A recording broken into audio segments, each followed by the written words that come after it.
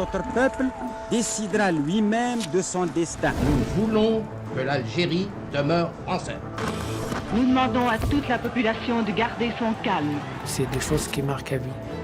Dans les yeux des personnes qui m'écoutent, j'ai la sensation qu'ils ne me croient pas. Donc j'essaye pas de convaincre, j'essaye juste de dire. Les gens ne savent pas ça. Les gens ne savent pas ça.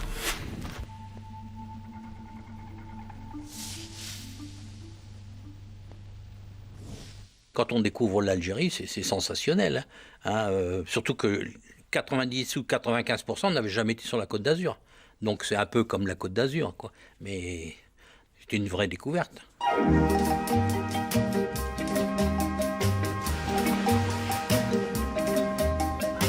J'ai rêvé cette nuit même que tu me disais je t'aime. Pratiquement, j'ai fait tout mon service au Sahara. J'ai fait 14 mois. Ne me fais plus attendre, oh dis-moi, oui toi, pourquoi? On mangeait mal, il faisait chaud et on buvait quand même pas mal parce qu'on avait soif. Il y avait des montagnes de bouteilles vides comme des terris. Le gars qui n'a pas bu de bière en Algérie, qui lève son doigt. Alors c'est sûr que si on en buvait 7, 8, ça allait, mais quand on commençait à en prendre 12... Crois-moi, sans amour, plus rien ne va, et j'ai tant besoin de toi. On avait quand même une radio. On écoutait RTL et aussi le début d'Europe numéro 1. Mais dire qu'on écoutait vraiment des informations, c'est pas vrai. Non, on n'avait pas d'actualité, non. Vous savez, là, au Sahara, par rapport à Alger, c'est loin. Alors là, les problèmes de l'Algérie, ils ne connaissaient pas. Non, ils ne connaissaient pas.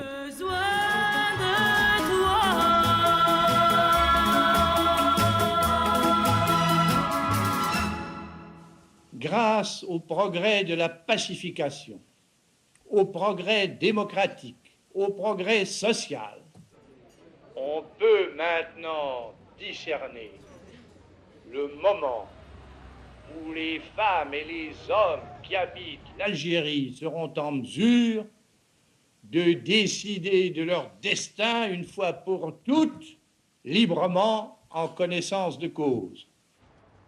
Les Français d'Algérie sont stupéfaits. Celui qui déclarait les comprendre un an plus tôt est-il déjà en train de les abandonner? Minoritaires sur leur terre natale, ils savent bien qu'un vote sur l'autodétermination n'a aucune chance de leur être favorable. Il aurait été si facile de dire « c'est foutu, eh bien on va vous tous vous rapatrier en France, on vous trouvera un travail, une maison, vos compatriotes vous accueilleront et vous verrez, et puis au bout de quelques années, tout ira mieux. » Non, là on s'est foutu de nous, pour parler clairement mais vulgairement aussi, j'entends bien, on s'est moqué du monde. Mais à ce moment de l'histoire, De Gaulle voit les choses autrement. Il veut croire qu'une issue politique à la guerre est encore possible et qu'elle peut déboucher sur une nouvelle association entre les Algériens et la France. Ou comment donner plus d'autonomie à l'Algérie pour pouvoir y rester. Je n'imaginais pas qu'un jour, on puisse partir.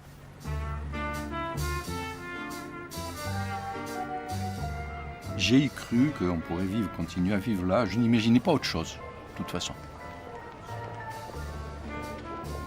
Mais quand il m'est apparu que non, que ça ne pourrait pas se passer comme je croyais, comme j'avais souhaité, à partir de là, j'ai eu un sentiment d'irréalité. J'ai commencé à avoir ce sentiment que la France, que jusque-là on voyait comme en faisant partie, mais là, non. Je commençais à me dire, mais non, peut-être qu'un jour il va falloir passer là-haut, de l'autre côté. Mais sur le plan militaire, personne ne parle encore de départ. Au contraire, l'armée française maintient la pression, afin de marquer encore des points. Appelés du contingent, militaires de carrière et logistique continuent d'affluer chaque jour en Algérie.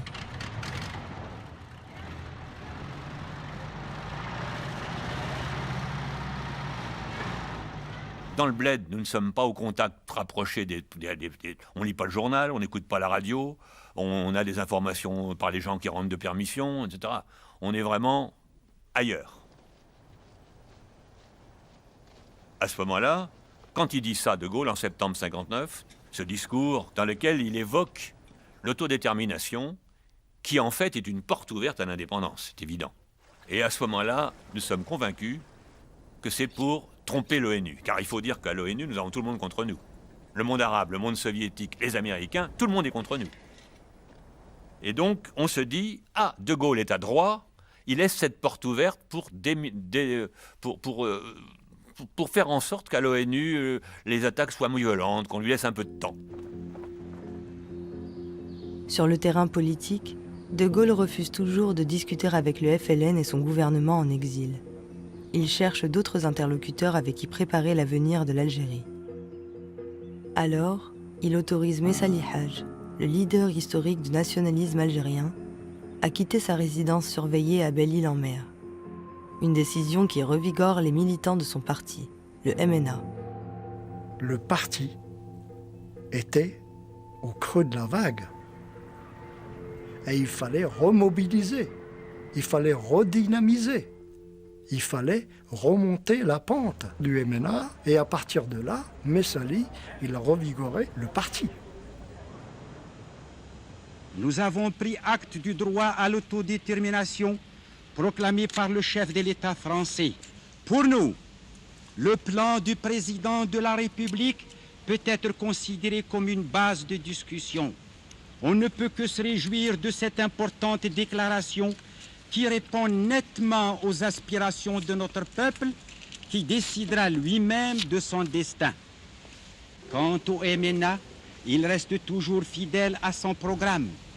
Aussi voit-il dans le gouvernement algérien par les Algériens l'annonce de l'instauration de la République algérienne, amie de la République française.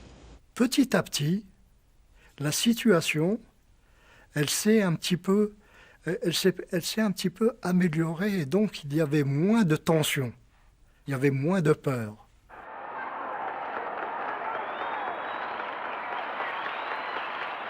La confiance retrouvée des messalistes est de courte durée. Ils réclament l'indépendance comme le gouvernement algérien en exil et ils refusent d'être instrumentalisés par De Gaulle. Mais c'est le FLN qui tient la France en échec.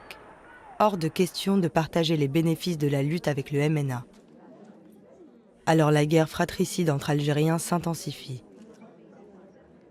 Messali Hadj lui-même devient une cible. Messali Hadj, il a été tout le temps sous la protection des policiers français.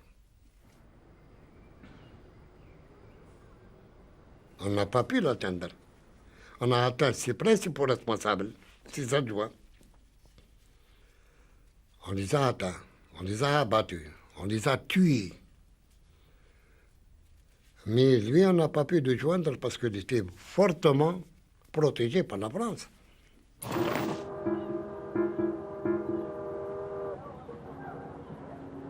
J'ai eu la chance de recevoir une invitation de l'amicale de Sciences Po d'Alger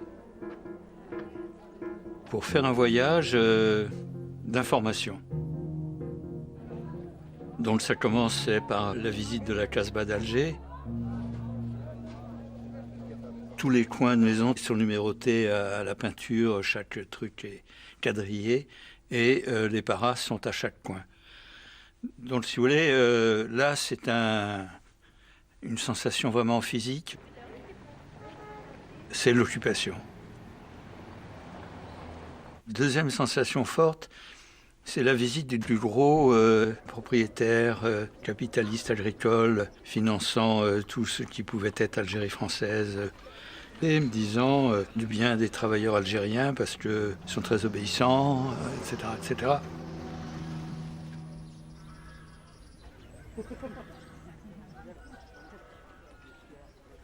Et puis une halte dans Loire-Senis, qui était un des hauts lieux des combats.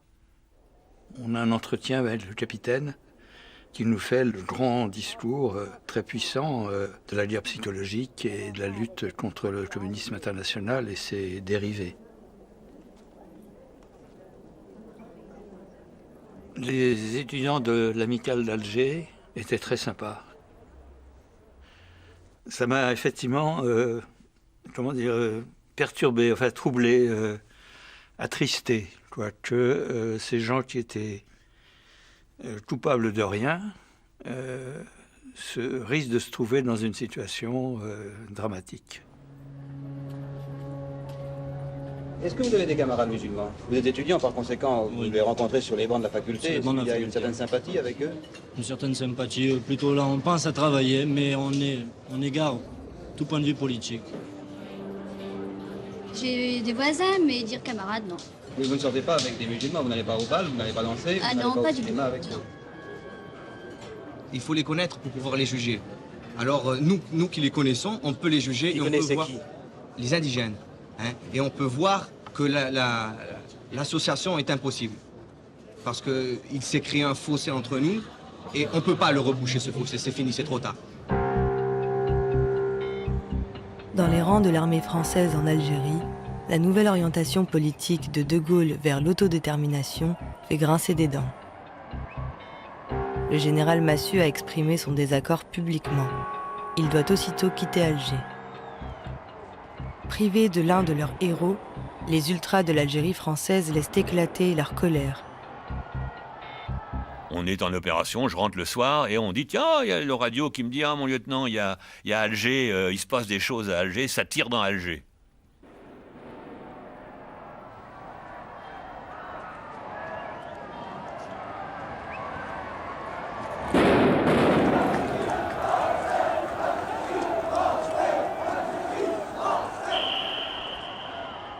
Le 24 janvier, il y a eu cet abominable affrontement entre les gendarmes mobiles et la population pied-noir. Les pieds-noirs, très énervés, ont tiré sur les gendarmes. Ils en ont tué, je crois, une vingtaine, de mémoire. Et évidemment, les gendarmes ont riposté. Ils en ont tué une douzaine, je ne sais plus combien. Et à partir de là, il y a eu une crispation complète. C'était Claude-Paul Pajard qui vous parlait d'Alger RTS. À vous, Paris. Donc s'est installée une espèce de poche de résistance. C'est l'affaire dite des barricades.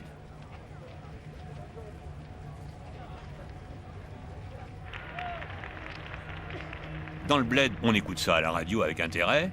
Et à 10h du soir, ordre pris, demain matin, vous êtes pris en hélicoptère et vous partez sur Alger pour remettre de l'ordre dans tout ça. Alors à l'arrivée, grosse surprise. Les pieds noirs se prosternent. C'est les parachutistes. Pour eux, les parachutistes, c'est les sauveurs, quoi. Hein. Et on découvre une population charmante de très jolies femmes. Très jolies filles. Les filles d'Alger étaient superbes. C'est un très bon souvenir. Et donc, on reste là, je dirais, en interception, en maintien de l'ordre, en quelque sorte, sans intervention.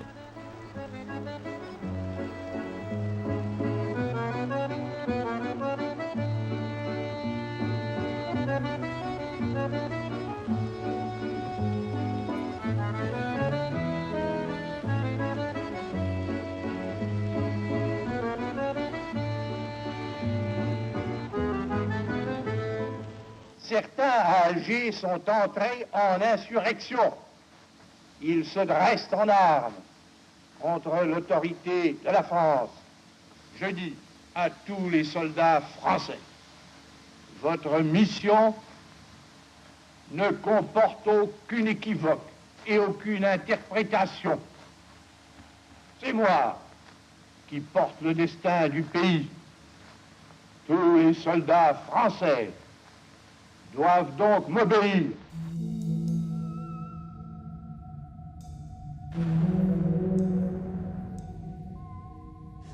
La question s'est posée, est-ce qu'on sera obligé de tirer sur d'autres Français?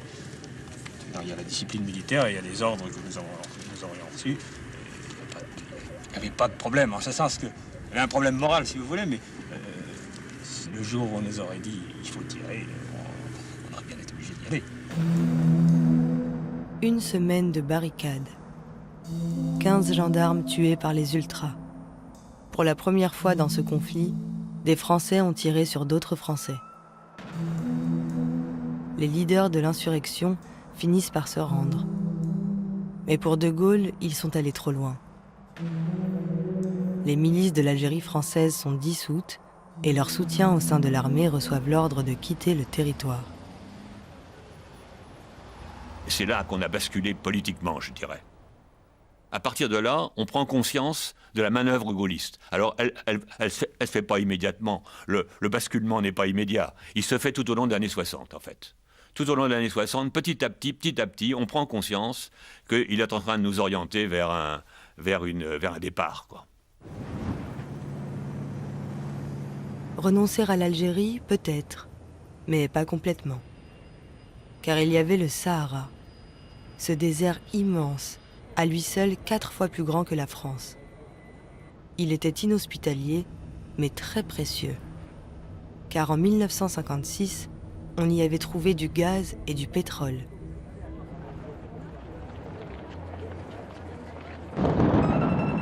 Et puis le Sahara était aussi une zone d'intérêt stratégique majeur pour l'armée française. C'est pour ces raisons que des milliers de soldats du contingent y stationnaient, en noyant leur ennui dans des litres de bière. Je me souviens, on avait un capitaine qui était venu nous voir dans le réfectoire parce qu'il n'y avait pas de salle de réunion. Et il y en a un qui a dit, mais il n'y a pas de danger. Il dit, écoutez, je suis là avec vous. Hein. Si il y avait du danger pour vous, il y aurait du danger pour moi. Alors ils nous ont fait le jour J à 5-6 heures du matin. Ils nous ont fait asseoir, le dos tourné à l'explosion nucléaire, la tête entre les jambes.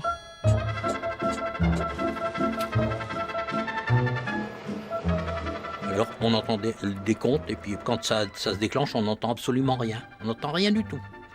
Mais alors nous qui avons la tête entre les jambes, assis, eh ben, la lumière nous a traversé le corps, tellement c'était lumineux. On a vu la lumière, les yeux fermés, la tête entre les jambes, la lumière nous a traversé. Puis alors on n'entendait rien.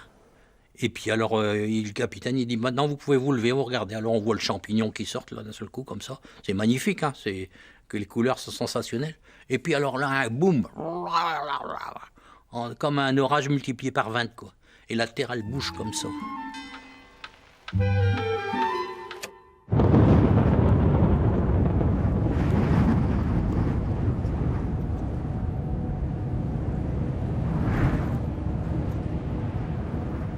On était allé 25-30 km, quoi. Mais on la voyait bien en face. Hein. J'étais une fois sur le point zéro, un dimanche après-midi. On s'ennuyait parce qu'on avait la possibilité de faire ce qu'on voulait. On avait des jeeps, on avait des véhicules. On prenait, on allait voir, on faisait ce qu'on voulait. Comme ça, on était libre. Et en plus, il n'y avait pas de grade là-bas. Il n'y avait pas de galon, il n'y avait rien. Et bien, on était voir un gars. Tu veux voir, moi, je vais t'y emmener. Bon, on est passé là, il n'y avait personne qui nous arrêtait. Voilà. Oh, une grande tache noire. Là. Moi, personnellement, j'ai rien eu. J'ai des copains qui sont morts, mais c'est parce qu'ils allaient au point zéro avec des camions le lendemain ou le surlendemain. Donc ils se sont contaminés, je suppose. Hein. Moi, j'ai eu la chance de passer à travers. Maintenant, tous les copains que j'ai connus, que j'ai retrouvés, ils sont morts depuis longtemps. Mais bon, est-ce que c'est pour ça ou est-ce que c'est pour autre chose? Je ne sais rien. Je sais rien. Approchez-vous pour les claques. Formez-vous. Allez vous rhabiller. Alors, premièrement, on a vu la lumière. On n'a pas regardé la lumière parce qu'il paraît que c'est très dangereux pour la vie. Tout le village l'a vu, non? Non, pas tout le village. Est-ce qu'on a eu peur? Oui, la population a eu très peur de l'explosion parce qu'on ne sait pas ce que ça fait. Oui. Qu'est-ce qui a fait peur? C'est le bruit de la bombe.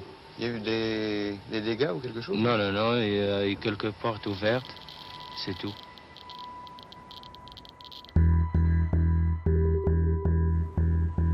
Peu soucieuse des effets des radiations, la France se félicitait de ses essais nucléaires. Elle devenait le 4e pays à disposer de la bombe atomique. Une grande puissance aux côtés des États-Unis, de l'URSS et du Royaume-Uni. Quel intérêt y avait-il alors à poursuivre en Algérie une guerre coûteuse et d'un autre âge? Pour De Gaulle, l'heure a sonné de s'en dégager. Alors le chef de l'État se résout enfin à entamer des discussions avec le GPRA. Désireux de mettre fin au conflit et de régler définitivement le problème, le gouvernement provisoire de la République algérienne décide d'envoyer une délégation présidée par Ferhat Abbas pour rencontrer le général de Gaulle. Le gouvernement provisoire de la République algérienne présente un visage uni, mais en coulisses, ses dirigeants sont divisés. Une faction dure, liée à l'armée, prend peu à peu le pouvoir. Elle prône l'intransigeance face à la France. C'est l'impasse. We don't trust the French government. We state firmly that the French are not in a position to reach a military solution. They cannot beat us. And we are in a position to resist for years and years. First, because we have the fighting spirit. Second, because we have a just cause. Third, because we have the backing of all Asia and Africa and of public opinion in Europe to America. Every day which passes by is a victory for us.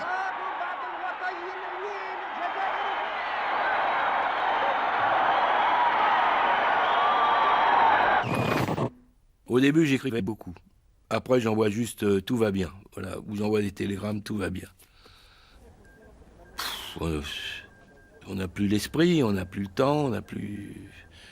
Et puis c'est surtout le discours qu'on avait les intéressait pas, hein, c'est évident. Dans les familles, dans les amis.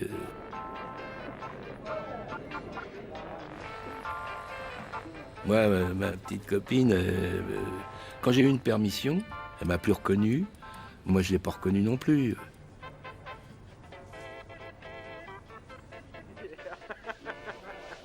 J'ai eu une permission de 15 jours. Je rentre à Tourcoing. Je suis accueilli comme un...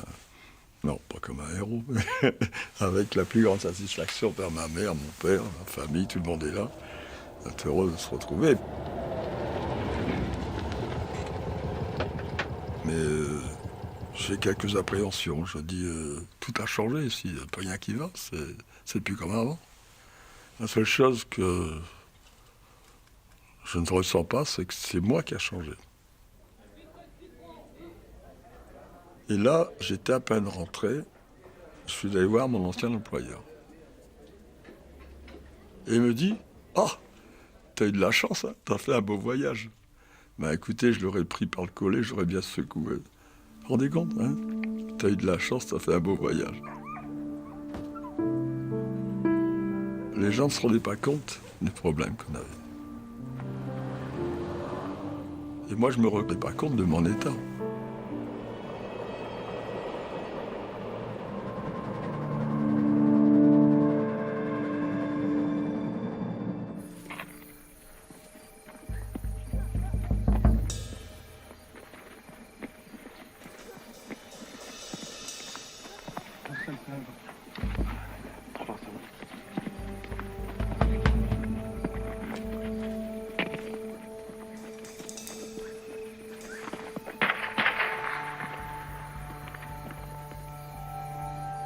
Bougez pas, hein.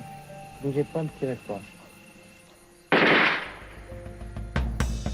Qu'est-ce qui a tiré, là? Qu'est-ce qui a tiré? C'est que ce merdier, là. Vous avez vu quelque chose?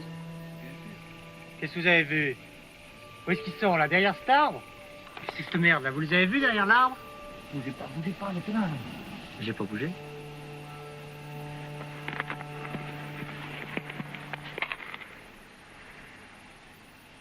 Il y en a deux qui venaient d'arriver parmi les morts, deux qui allaient être libérés, dont un que j'appréciais beaucoup, qui était un chauffeur de camion, qui était breton. Et il avait eu sa permission, parce qu'on avait droit qu'à une permission de 15 jours pendant 18 mois. Hein.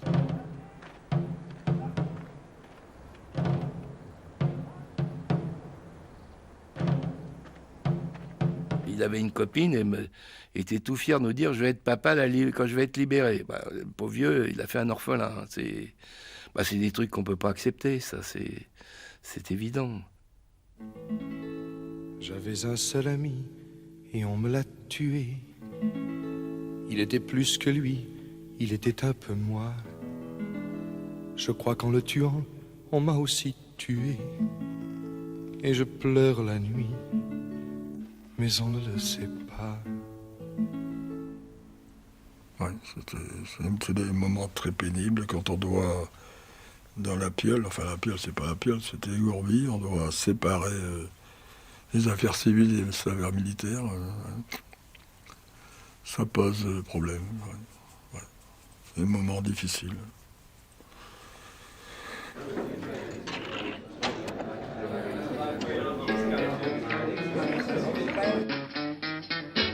Ma mère me dit régulièrement, tu ne fais rien, tu perds ton temps. Tu ferais mieux de travailler au lieu de t'en aller.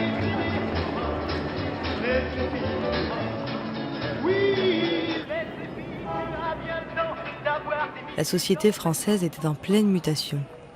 Elle se modernisait. On écoutait la radio à transistor, on regardait la télévision qui entrait peu à peu dans les foyers. Les aspirations de la jeunesse se transformaient.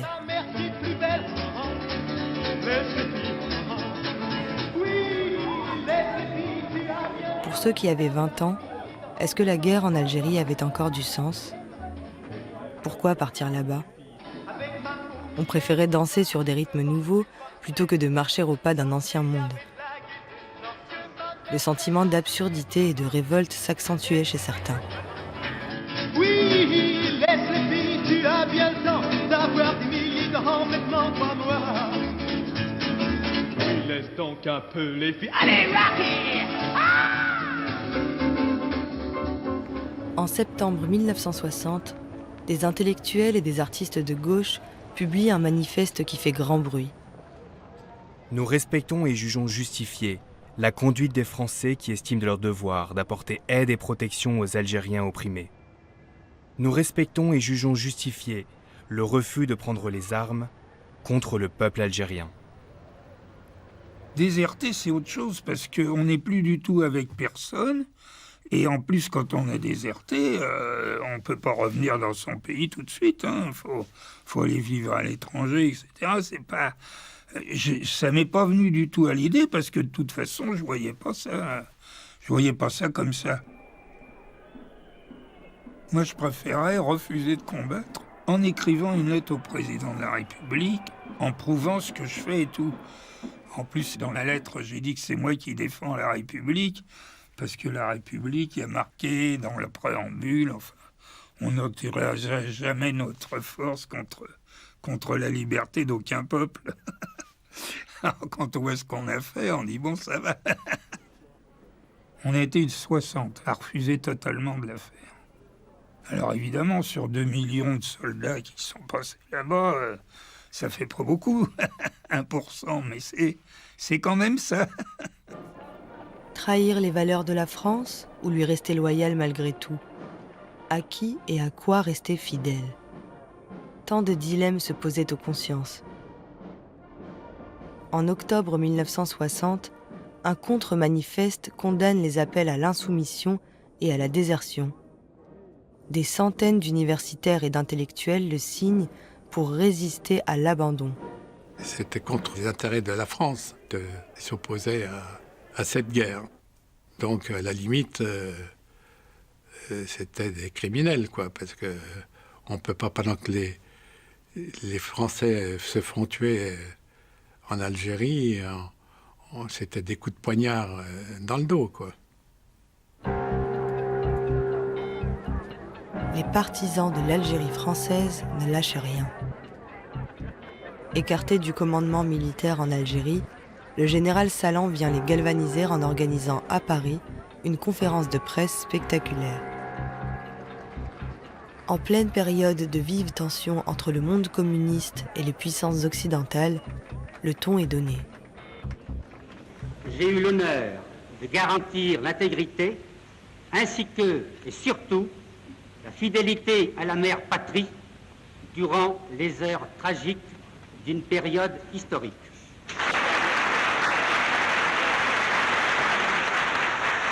Il y va de l'honneur du pays qui ne saurait aussi avoir fait couler pour la défense de cette province tant de sang et tant de larmes, qui ne saurait enfin livrer les rives de la Méditerranée et au-delà tout le continent africain à l'hégémonie du monde totalitaire.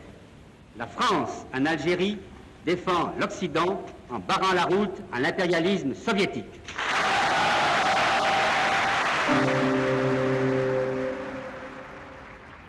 Il y a une grande déception chez les militaires, hein. Une grande déception parce que militairement, la guerre a été gagnée. Donc on leur enlève un peu leur victoire. Malgré le contrôle de l'information et malgré la censure, la France restait un État démocratique où les points de vue pouvaient se confronter. Au sein de la jeunesse en particulier, le conflit algérien était devenu central. Do people of your generation have feelings of conscience about the way the war in Algeria is being fought? But do you think we don't know what goes on there? Or people are sort of... No, but I biased? mean, one hears protests about torture and methods used by the military.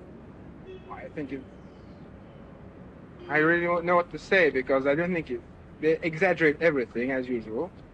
They don't really torture. They sometimes torture people, but it's like all police and military people. It doesn't worry you very much. No, I wouldn't say it does. What about you? It's not the main question, because the main question is the war, whether you have to stop it or not, and the torture is only... It is one reason why some people don't like the war.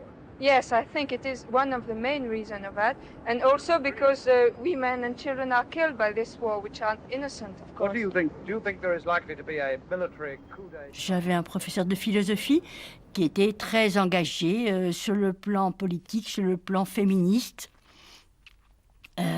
C'est par elle que j'ai entendu pour la première fois le mot spermatozoïde. Et elle était abonnée à un journal clandestin qui publiait les textes interdits partout dans la presse.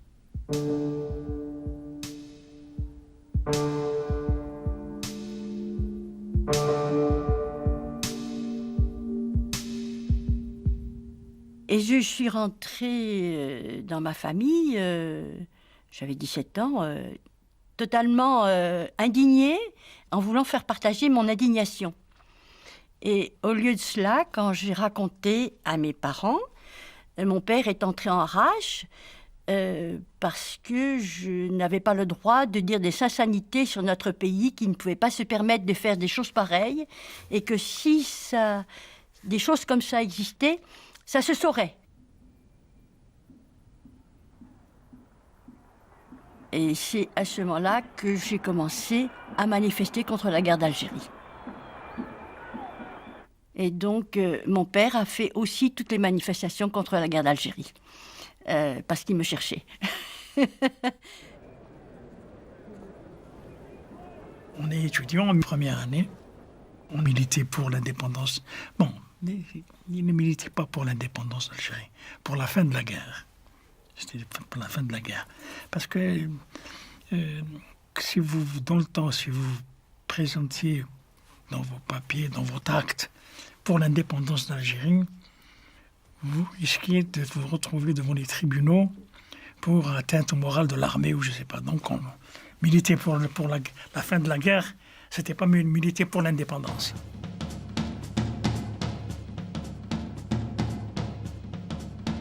Nous faisions attention à ne pas pouvoir être inculpés d'appel à la désobéissance, à la soumission, etc.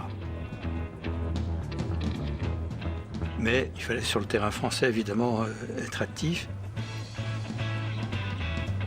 Et donc, nous lançons l'appel, l'UNEF lance un appel à toutes les organisations syndicales étudiantes et l'organisation syndicale à participer à une manifestation populaire dans la rue. Quand Papon a dit que la manifestation à Paris était interdite, on a trouvé une solution de repli acceptable par le pouvoir. C'était qu'on pouvait appeler à manifester à l'intérieur de la mutualité. Et que le débordement dans la rue, inévitable, était autorisé.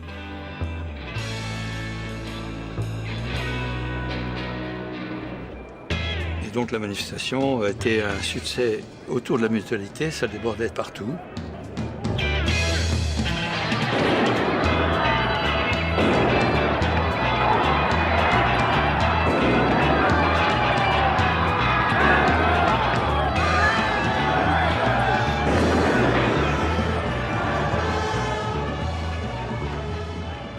la police tout de même tapait dur, mais bon, c'est la règle du jeu. Moi, j'avoue que j'étais pas d'un courage physique extraordinaire, donc je cherchais pas à me mettre au premier rang. Et si je pouvais trouver dans la fuite la meilleure solution, je n'avais pas de honte à la choisir.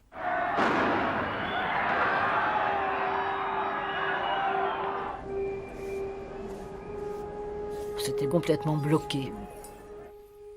Oui, c'était, je crois, le sentiment profond d'un combat qui n'aboutirait pas sous ces formes-là, voilà. Et là, je rencontre un ami et il me dit « Est-ce que tu veux donner un coup de main aussi à un réseau de soutien ?» « Oui, dis-je, tout de suite. Non, j'étais convaincue d'avance que c'était une manière finalement d'aller contre cette guerre absurde. J'étais associée pour des transferts de fonds, des transports de militants algériens ou des responsables du FLN. On a fait des voyages vers le Luxembourg, vers la Belgique, vers la Suisse aussi. Alors il fallait que je m'assoie à côté de, si c'était un militant algérien, pour donner le change, comme quoi nous étions un couple. Enfin bon, rôle classique des filles hein, dans ces histoires. Mais enfin, on ne transportait pas d'armes, je crois pas. On transportait beaucoup de littérature, souvent de la littérature, des tracts, etc. On transportait des fonds, oui, des sous. Les membres des réseaux de soutien, qu'on appelait porteurs de valises, étaient peu nombreux. Et ils prenaient de grands risques. Le réseau le plus connu, créé par le philosophe Francis Janson, est déjà démantelé par la police lorsque Christiane rejoint celui d'Henri Curiel. J'avais une chambre près du Panthéon. On m'avait demandé de la laisser une nuit à un responsable algérien. Bon, il est arrivé, je ne sais plus comment je l'ai rencontré. Je lui ai laissé la chambre, j'ai été dormir ailleurs. Et le lendemain matin, quand je suis rentrée, surprise, il y avait des flics qui m'attendaient devant ma porte et qui ont mis le grappin sur moi. J'encourais une peine de 10 ans. Chers tous, vous l'aurez peut-être appris par les journaux, auquel cas je serais désolée de ne pas vous l'avoir dit moi-même. Je suis donc arrêtée, en 3 mots, pour atteinte à la sûreté de l'État. Ces messieurs m'ont écroué à la roquette, et l'instruction est ouverte. Pardonnez-moi, très chers parents, d'avoir pu vous cacher que mes opinions politiques pourraient m'entraîner si loin. Je ne regrette rien, sinon votre désarroi. Le général de Gaulle avait échoué à imposer un cessez-le-feu à ceux qu'il appelait avec dédain les dirigeants rebelles installés pour longtemps en dehors de leur pays. Pour éviter l'impasse, il lance une nouvelle offensive politique. Comme il sait si bien le faire, il choisit de s'adresser directement au peuple. L'Algérie de demain, telle qu'elle sera décidée par l'autodétermination, peut être faite ou bien avec la France, ou bien contre la France. Et celle-ci, je le déclare une fois de plus, ne fera aucune opposition à la solution, quelle qu'elle soit, qui sortira des urnes.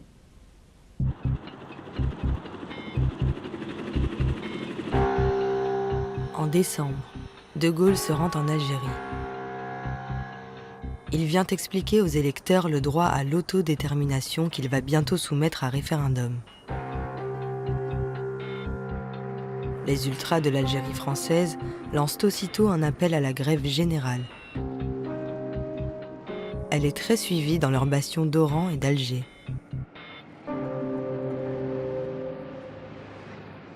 L'Algérie algérienne, c'est un slogan qu'on a fabriqué à Paris. C'est pas une émanation, c'est pas quelque chose qui est sorti d'ici. Ben, je peux dire qu'une chose, c'est que je voudrais plutôt que ça soit l'Algérie française, c'est tout.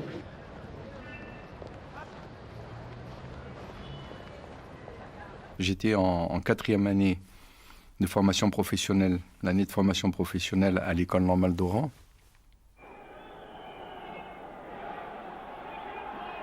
Et l'école a été envahie par un groupe de manifestants extrêmement excités qui voulait que les élèves maîtres de l'école normale sortent pour aller à la manifestation.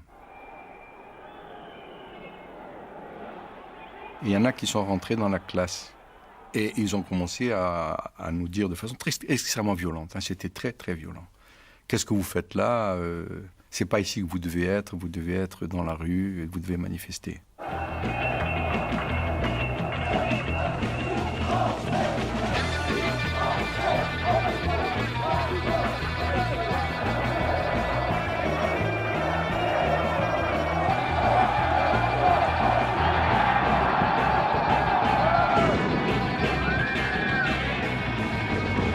Les manifestations dégénèrent. À nouveau, la guérilla urbaine contre les forces de l'ordre. À nouveau, des Algériens assassinés. Le programme du chef de l'État est modifié pour lui faire éviter les grandes villes, car il fait l'objet de tentatives de meurtre.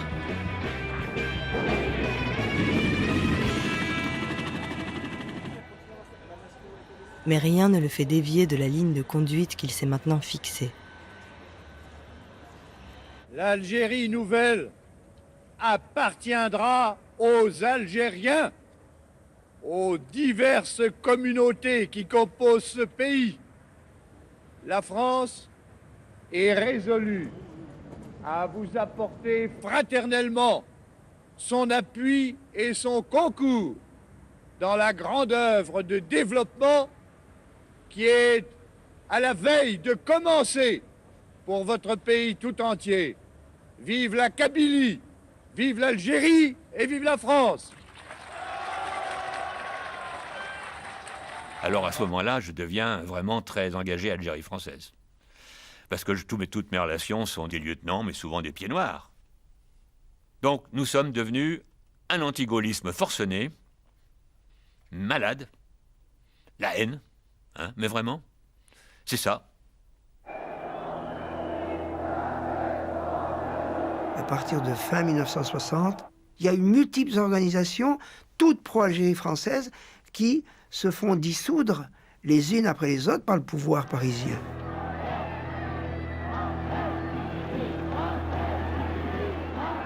Les journaux sont de plus en plus censurés, donc il avait une pression énorme, c'est-à-dire on nous acculait peu à peu, soit à nous coucher, soit à nous battre.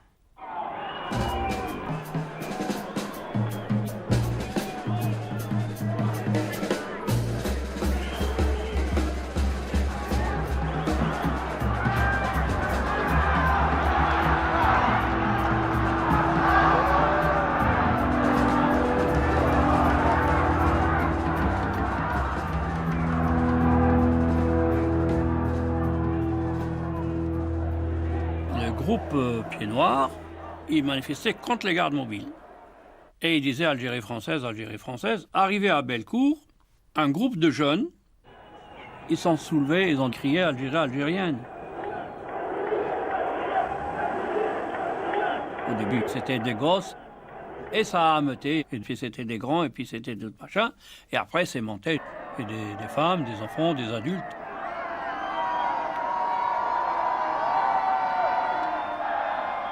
J'avais 8 ans. On était conscients qu'il fallait être là, quoi. Les adultes, les femmes, les enfants, tout le monde, il y avait une espèce de détermination. On savait qu'il fallait montrer qu'on avait envie d'être indépendant et libre. Il y avait ce type de détermination qui tuait toute peur.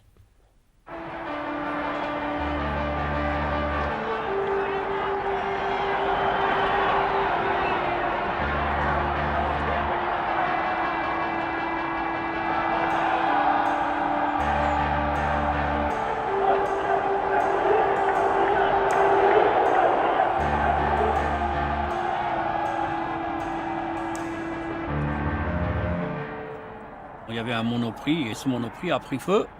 Et là, on leur a tiré dessus, carrément avec la mitrailleuse.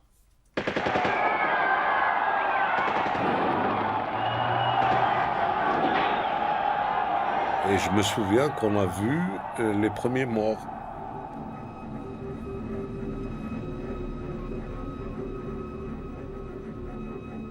Et on a vu des gens qui ont été recouverts comme linceul par le drapeau algérien, avec les taches de sang sur le blanc du drapeau.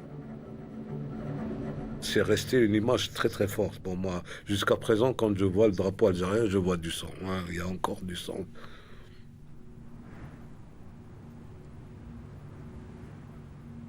Quand le général de Gaulle est venu le 11 décembre 60 à Agbou, il devait dormir chez nous.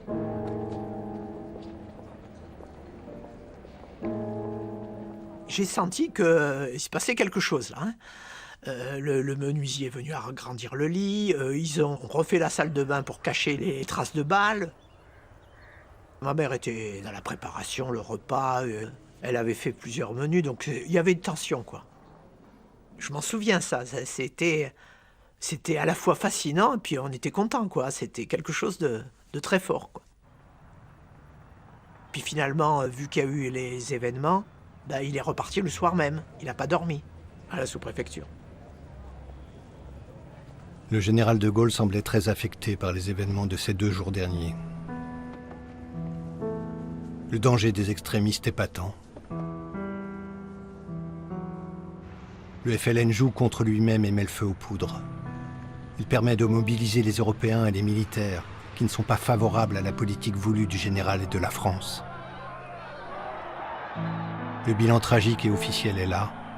84 morts et de nombreux blessés à Oran et à Alger.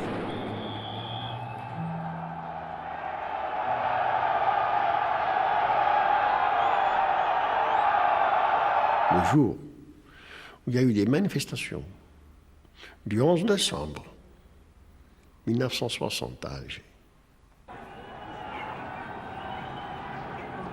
nous avons vu un peuple défiler les mains nues face aux soldats, face aux chars, et en disant « Vive le FLN, vive la LN », on s'est dit « Ça y est, maintenant, nous pouvons mourir tranquillement. Le peuple a pris la révolution dans ses bras. » Voilà. Et ça a été pour nous quelque chose d'extraordinaire. Les manifestations et leur répression ont un écho international. Dans plusieurs capitales du monde arabe, on proteste violemment contre la France. Les dirigeants du FLN sont surpris par l'ampleur du mouvement populaire et spontané qui a éclaté en Algérie. Le 16 décembre, Ferhat Habbas demande aux Algériens de cesser les manifestations et de laisser le GPRA agir sur le plan diplomatique. Nous avons demandé une réunion du groupe afro-asien pour discuter de développement de la situation en Algérie. À la suite de notre exposé, le groupe a décidé d'intervenir pour que le débat sur l'Algérie soit accéléré et que l'Assemblée puisse voter aussitôt que possible sur la résolution du groupe afro-asien demandant un référendum contrôlé et organisé par les Nations Unies. Le 19 décembre, à New York, une large majorité des représentants de l'ONU reconnaît le droit de l'Algérie à l'indépendance.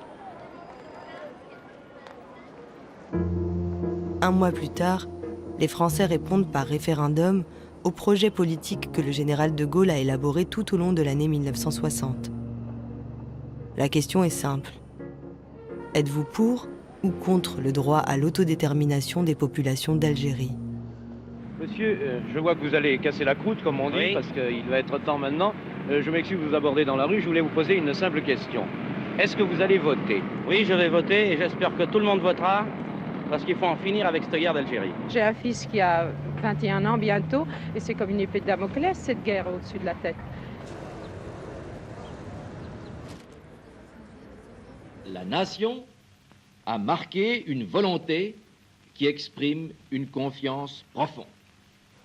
Qu'en Algérie même, malgré consignes et menaces, plus de 60% des électeurs sont allés aux urnes pour bâtir l'Algérie nouvelle selon une voie française, à l'écart de tout ultimatum et de toute intrigue. La France, et en son nom le général de Gaulle, disposeront d'une force renouvelée. En réalité, de très nombreux Algériens avaient boycotté ce référendum qui ne posait toujours pas la seule question valable aux yeux du FLN, oui ou non à l'indépendance. Quant aux Français d'Algérie, ils s'étaient déclarés en majorité contre le projet du général de Gaulle. La victoire nette du oui n'avait donc de réalité qu'en métropole. Et pour l'instant, elle ne changeait strictement rien à la vie de dizaines de milliers d'appelés. Je voyais des gars malheureux, très malheureux, et je pouvais rien faire pour eux. Le dimanche, il y avait rien à faire. Ils prenaient une brouette, il y en a un, il s'appelait Midé à Lyon. Il marquait Lyon-Perrache. Il partait avec sa brouette, il partait dans le désert. Elle leur disait, ça fait au moins une demi-heure qu'il est parti, on va aller le rechercher. Il donnait, on appelait ça le quart d'heure du Sud, il venait obsédé par partir à Lyon-Perrache. Obsédé. Alors qu'est-ce qui t'a pris, Midé ? Je sais pas, je démarre. Bien sûr, on aspirait tous à repartir. On comptait les jours.